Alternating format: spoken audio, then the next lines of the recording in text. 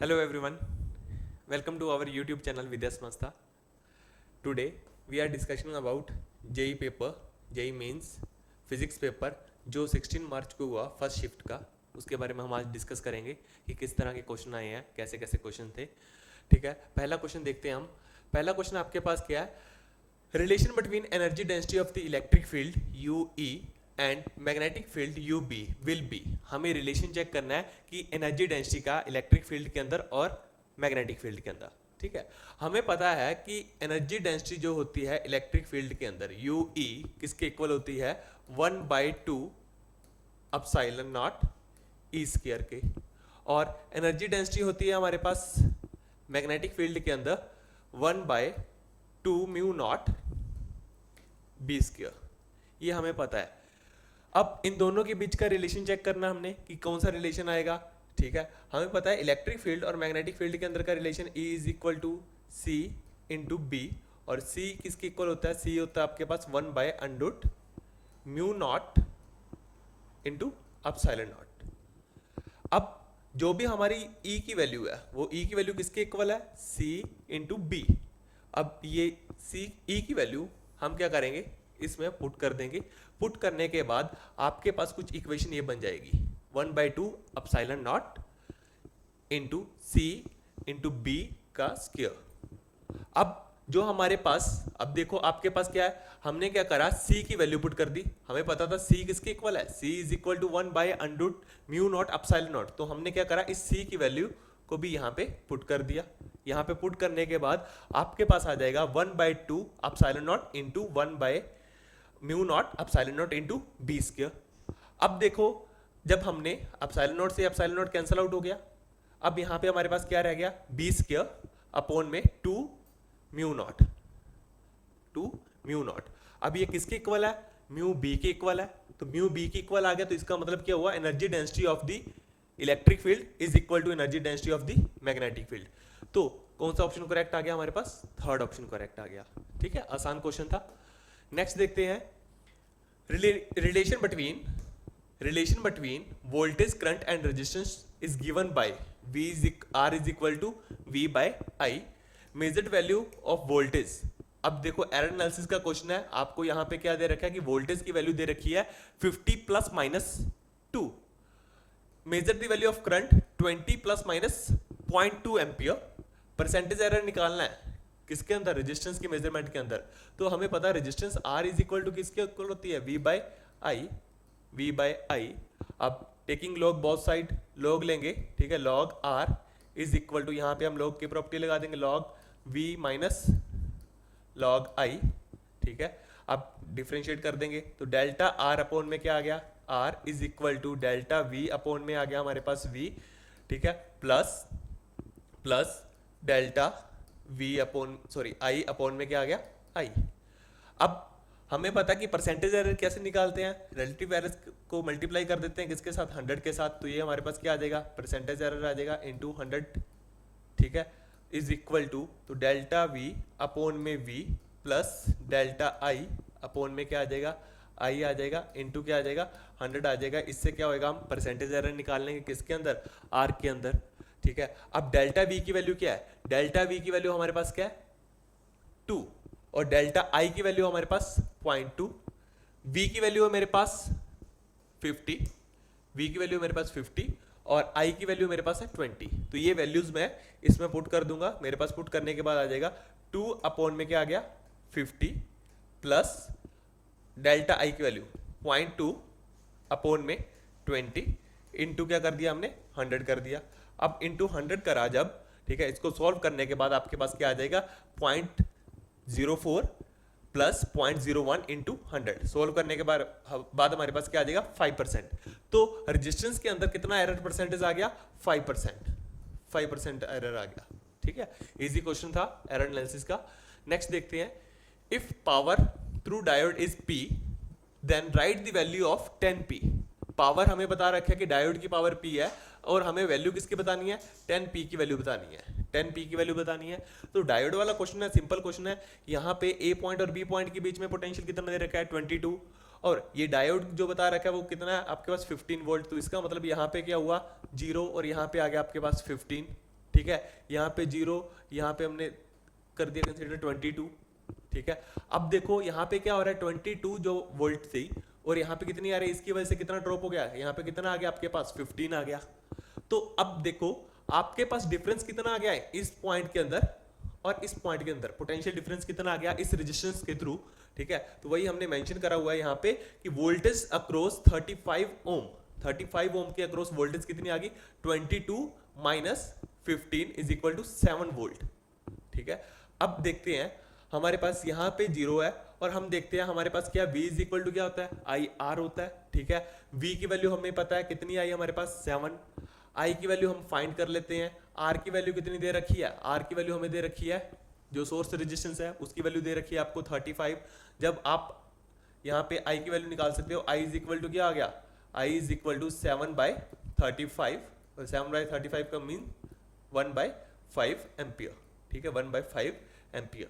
तो ये तो हमारे पास आ गई I की वैल्यू कि इसके अंदर करंट कितना फ्लो हो रहा है, ठीक है, इस रेजिस्टेंस के थ्रू कितना करंट आपके पास पास हुआ, वो आया आपके पास 1/5, ठीक है। नेक्स्ट देखते हैं current in I1, I1 means यहाँ पे करंट की बात करते हैं कि I1 यहाँ पे करंट कितना आएगा, तो वो बात करते हैं, मतलब जो I1 है करंट वो इस रेजिस्टेंस में से भी पास हो रहा है, 90 वाली जो 90 ओम की रेजिस्टेंस है इसमें भी पास हो रहा है। तो आपके पास क्या आ जाएगा, current I1 is equal to potential कितना है आपके पास 0 से यहाँ पे 15 है, तो यहाँ पे भी क्या हुआ 0 हुआ और यहाँ पे क्या आ गया आपके पास 15।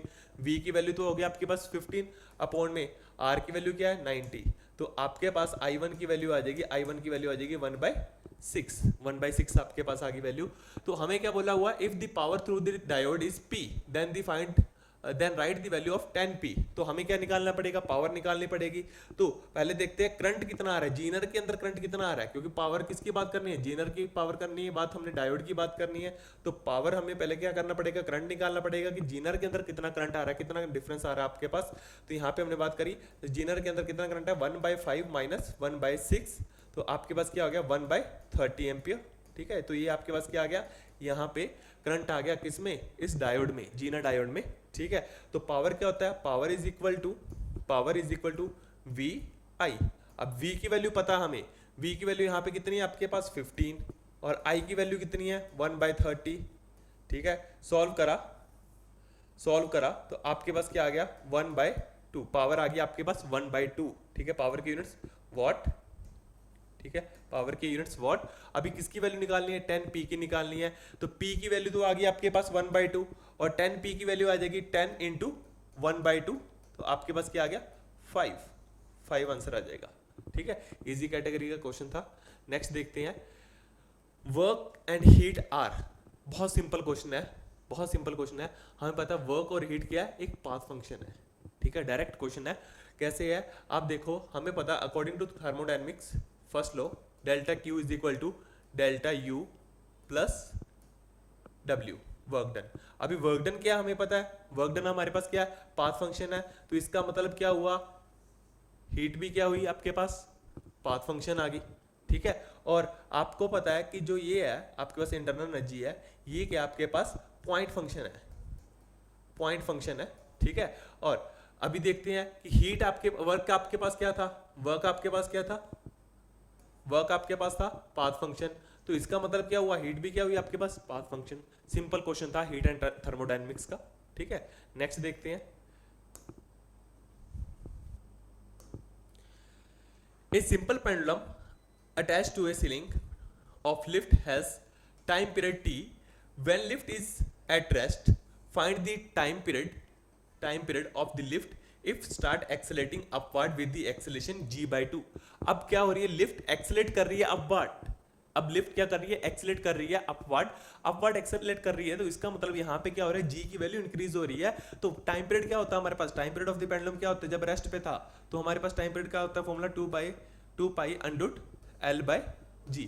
अभी क्या कर दिया, लिफ्ट एक्सेलेरेट करने लगी ऊपर की तरफ, ठीक है, और उसकी किस एक्सेलेरेशन के किस वैल्यू के साथ g/2। अब g/2 के साथ कर रही है तो यहाँ पे टाइम पीरियड के अंदर चेंज आएगा, एक्सेलेरेशन यहाँ पे क्या अपवर्ड कर रही है, तो हमें पता है g की वैल्यू इंक्रीज हो जाएगी, ठीक है। तो आपके पास क्या आ गया 2 pi √L अपॉन में क्या आ गया g प्लस g/2। तो ये आपके पास क्या हो गया 2 pi √L एल अपॉन में क्या आ गया यहाँ पे, आपने जब एलसीएम लिया इसको सॉल्व करा 3g/2 आ गया। ठीक है, तो आपके पास क्या आ गया यहाँ पे, टी डैश की वैल्यू क्या आ गई, टी डैश की वैल्यू आ गई 2πl अपॉन में क्या आ गया 3g/2। ठीक है, अब हमने क्या करा, t को और t डैश को हमने क्या कर दिया, डिवाइड कर दिया। डिवाइड करने के बाद क्या आ जाएगा हमारे पास, ठीक है, डिवाइड करने के बाद आपके पास क्या आ जाएगा, जब g से g हमने कैंसिल आउट कर दिया और t डैश अपॉन में t क्या आ जाएगा आपके पास, अंडर 2/3 और t डैश की वैल्यू क्या आ गई, t dash is equal to आ जाएगा अंडर 2/3 इंटू टी। तो देखते हैं कौन सी ऑप्शन करेक्ट है। ऑप्शन आने चाहिए हमारे पास, आंसर आना चाहिए under 2/3 into T, 2/3 into T. तो फर्स्ट ऑप्शन आपके पास क्या आ गई, करेक्ट आ गई। सिंपल क्वेश्चन था आपके पास। नेक्स्ट देखते हैं, find the acceleration of the block. Block की एक्सेलेरेशन फाइंड करनी है। हमें पता कि फोर्स इस तरफ लग रही है, तो इसको हमने क्या करा, दो कंपोनेंट में डिवाइड कर दिया। एक आ गया आपके पास एफ कॉस थीटा, ठीक है, ऊपर की तरफ आ गया आपके पास एफ साइन थीटा। ठीक है, जो हमने यहाँ पे डायग्राम में मेंशन भी कर दिया। ठीक है, कि आपके पास फोर्स आपने इस तरफ लगाई तो ये एंगल आपके पास थीटा, तो आपके पास आ जाएगा एफ कॉस थीटा। ऊपर की तरफ आ जाएगा आपके पास एफ साइन थीटा। वेट क्या आ जाएगा, नीचे की तरफ डाउनवर्ड। ठीक है, एम जी। फ्रिक्शन आपके पास क्या आ गया, न्यू एन आ गया। एन आपके पास क्या है, नॉर्मल रिएक्शन अपवर्ड। तो एन की वैल्यू जो आ जाएगी N plus F sine theta, F sine theta is equal to किसकी इक्वल आ गया, एम जी की इक्वल आ गया। तो एन की वैल्यू आ जाएगी, एन इज इक्वल टू आ जाएगा M G minus F sine theta. तो ये आपके पास किसकी वैल्यू आ गई, एन की वैल्यू आ गई। नेट फोर्स देखते हैं, हमें पता है एफ इज इक्वल टू क्या आ जाएगा, F is equal to F cos theta, F cos theta minus mu N आ जाएगा, क्योंकि बॉडी एक्सेलेरेट कर रही है। बॉडी किस तरफ एक्सेलेरेट कर रही है, इस तरफ एक्सेलेरेट कर रही है, तभी आपके पास फ्रिक्शन क्या था, पीछे की तरफ था। ठीक है, अब एन की वैल्यू देखते हैं। एन की वैल्यू हमारे पास क्या आई है, M G minus F sine theta. तो आपके पास क्या आ गया, F cos theta minus mu M G minus F sine theta, M G minus F sine theta. ठीक है, उसके बाद हमें पता है F इज इक्वल टू क्या है, मास इंटू एक्सेलेरेशन है। ठीक है, तो F cos theta minus mu M G minus minus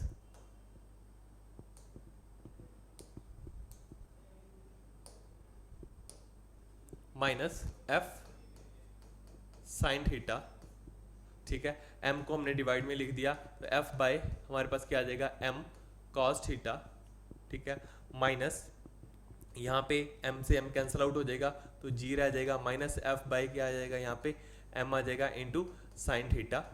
ठीक है, और म्यू एज इट इज, यहाँ पे म्यू एज इट इज। ठीक है, तो आपके पास एक्सेलेरेशन आ जाएगी a is equal to F by M cos theta minus mu times of the g minus F by M sine theta.